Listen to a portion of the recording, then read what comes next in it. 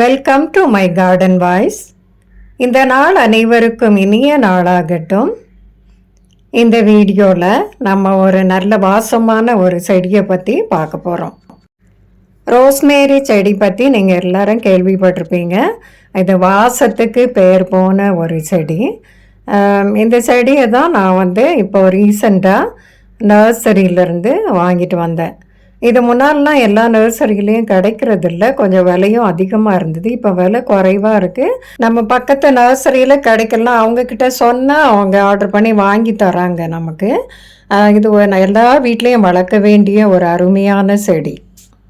இது எப்படி நடலாம், இதோட பாட்டிங் மிக்ஸ் எப்படி இருக்கணும், தொட்டி அளவு என்னன்னு சொல்லி இப்போ பார்க்கலாம். இந்த செடியை பொறுத்த வரைக்கும் இது நிலத்துல நம்ம நட்டு வச்சோன்னா 4 அடிக்கு மேலே வளரக்கூடியது. அதனால் நம்ம ஒரு 10 இன்ச் தொட்டியில் நடுறது நல்லது. இப்படி நட்டோன்னு சொன்னால் ஓரளவுக்கு அந்த அளவுக்கு உயரமாலாம் வளராது, ஆனால் புஷ்ஷியாக நம்ம வளர்க்கலாம். இதோட மண் கலவை என்னன்னு பார்க்கலாம். மண் கலவையை பொறுத்த வரைக்கும் 40% தோட்டத்து மண்ணும் 40% மணலும் 20% உரம், ஆர்கானிக் உரமும் இதுக்கு போடணும்.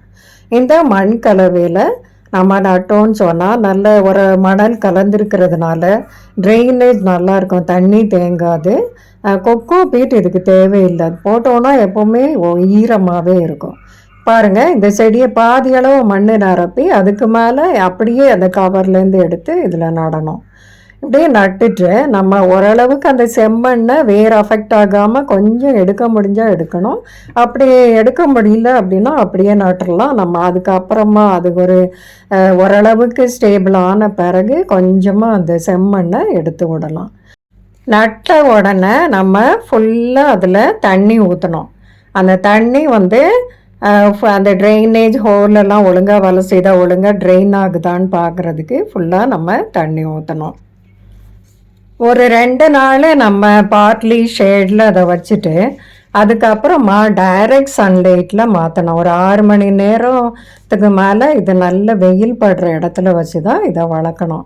நம்ம நிழலில் ஷேடில் இன்டோர்லெலாம் வச்சோன்னு சொன்னால் இது அவ்வளோ நல்லா. இந்த செடி அப்படியே நெடுன்னு டாலாக வளராமல் நல்ல புஷ்ஷியாக அடர்த்தியாக வளர்கிறதுக்கு நம்ம அந்த டிப்பை கிள்ளி விடணும். அதை பிஞ்ச் பண்ணி எடுக்கணும். டிப்பில் அப்பப்போ நம்ம அதை பிஞ்ச் பண்ணி விட்டோம்னு சொன்னால் அதுலேருந்து நிறைய பிரான்ச்சஸ் நல்ல புஷ்ஷி பிளான்ட்டாக வளரும். நம்ம அந்த கிள்ளி பிஞ்ச் பண்ணி எடுக்கிற அந்த பீஸை நம்ம தூர போட்டுறக்கூடாது. அது நல்ல வாசமாக இருக்கும். நான் 2-3 பீஸ் கிள்ளி வச்சேன்.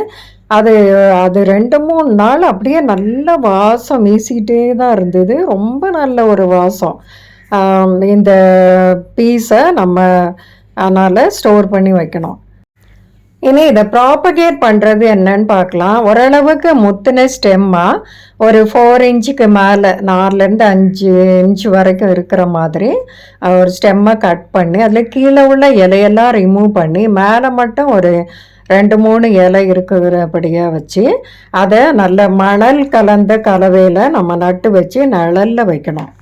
ஒரு 2 வாரத்துக்கு நம்ம ஷேடில் வச்சு மண் ஈரம் காஞ்சா மட்டும் தண்ணி ஊற்றி வச்சோன்னு சொன்னால் அது வேர் விட்டு வளர ஆரம்பிச்சிடும். இனி இந்த செடியில் பூவும் பூக்கும். ஒரு ப்ளூ கலரில் பூ வரும் பெருசு மெச்சுவர் ஆன பிறகு. அந்த பூவில் சீடாக கூட மாறும். நம்ம இந்த செடியை நல்லபடியாக மருத்துவத்திற்கோ நமக்கு வீட்டு உபயோகத்திற்கும் இதை நல்லபடியாக பயன்படுத்தலாம். ஒரு நல்ல ஒரு பயனுள்ள ஒரு செடி. அது எதற்கெல்லாம் பயன்படுதுன்னு சொல்லி நம்ம இப்போ பார்க்கலாம். இந்த இலையை பார்த்தீங்கன்னா அப்படியே நீடில் ஷேப்பில் ஒல்லியாக இருக்கு இல்லையா, அது ரொம்ப நல்ல நறுமணம் உள்ளது. அதனால இதை நல்ல நறுமணம் உள்ள சோப், ஷாம்பு, பர்ஃப்யூம் இதெல்லாம் தயாரிக்க பயன்படுத்துகிறாங்க. இந்த ரோஸ்மேரி இலையை ஃப்ரெஷ்ஷாகவோ இல்லை ட்ரை லீஃபாகவோ டீயில் போட்டு டீ செஞ்சு குடித்தோன்னு சொன்னால் அது நல்ல மெமரி பவரை வளர்க்குமா, பிரெயின் ஃபங்க்ஷனை இம்ப்ரூவ் பண்ணும் அப்படின்னு சொல்கிறாங்க. இதோட இலைகள் ஹேர் க்ரோத்துக்கு, வெயிட் லாஸுக்கெல்லாம் ரொம்ப நல்லது அப்படின்னு சொல்கிறாங்க. அது மட்டும் இல்லாமல் நம்ம மஸ்கிட்டோ பைட்டுக்கு கூட இந்த இலைகளை ட்ரை லீஃபை லைட்டாக நம்ம பேர்ன் பண்ணாலே அந்த ஸ்மெல்லுக்கு மஸ்கிட்டோவெல்லாம் ஓடி போயிடுமா. இந்த ரோஸ்மேரி ஆயில், ரோஸ்மேரி பவுடர்லாம் கடைகளில் விற்கிறாங்க. அதை வாங்கி நம்ம ஹேர் க்ரோத்துக்கு அதுக்கெல்லாம் பயன்படுத்தலாம். தலைவலிக்கு கூட நல்லது, வலி நிவாரணி கூட, அந்த மாதிரி இதை பயன்படுத்தலாம். இந்த செடியை நம்ம வீட்டில் வளர்த்தோன்னு சொன்னால் என்னை பொறுத்த வரைக்கும் இது ரொம்ப அருமையான ஒரு வாசனையாக இருக்குது.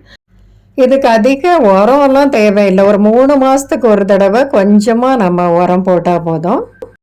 இது குளிர் காலத்தில், வின்டர் சீசனில், மழை காலத்துலலாம் அதிக வளர்ச்சி இருக்காது. அந்த நேரத்தில் ரூட் ராட் ஆகாமல் நம்ம பார்த்துக்கணும். பூச்சி தொல்லை இருக்கும். சில நேரம் அந்த இலை மஞ்சள் ஆச்சுனாலே நம்ம பார்க்கணும். ஏதாவது பூச்சி தொல்லை இருந்துச்சுன்னு சொன்னால் லிக்விட் சோப்பு கலந்து நம்ம ஸ்ப்ரே பண்ணால் போதும். நான் வாங்கின இந்த செடியோட விலை 50 ரூபா தான். ஆனால் அது 100 ரூபா கொடுத்தா கூட அது நல்ல ஒரு செடி தான். ஒரு செடி நம்ம வாங்கினாலே அதுலேருந்து நிறைய செடியை நம்ம உருவாக்கிக்கலாம். வளர்ந்துரும் ஈஸியாக. நான் முன்னாலெல்லாம் அந்த தவணை செடி தான் ரோஸ்மேரி அப்படின்னு நினச்சிட்டு இருந்தேன். ஆனால் அது தவணைங்கிறது திக்காக இருக்குது. இலை சக்குலன் மாதிரி திக்காக இருக்குது. ரோஸ்மேரி தின்னாக இருக்குது. நீங்களும் இந்த செடியை வாங்கி வளர்த்து பாருங்கள். இந்த வீடியோ உங்களுக்கு பிடிச்சிருந்தா லைக் பண்ணுங்க, கமெண்ட் பண்ணுங்க, ஷேர் பண்ணுங்க, சப்ஸ்கிரைப் பண்ணுங்க. தேங்க்ஸ் ஃபார் வாட்சிங்.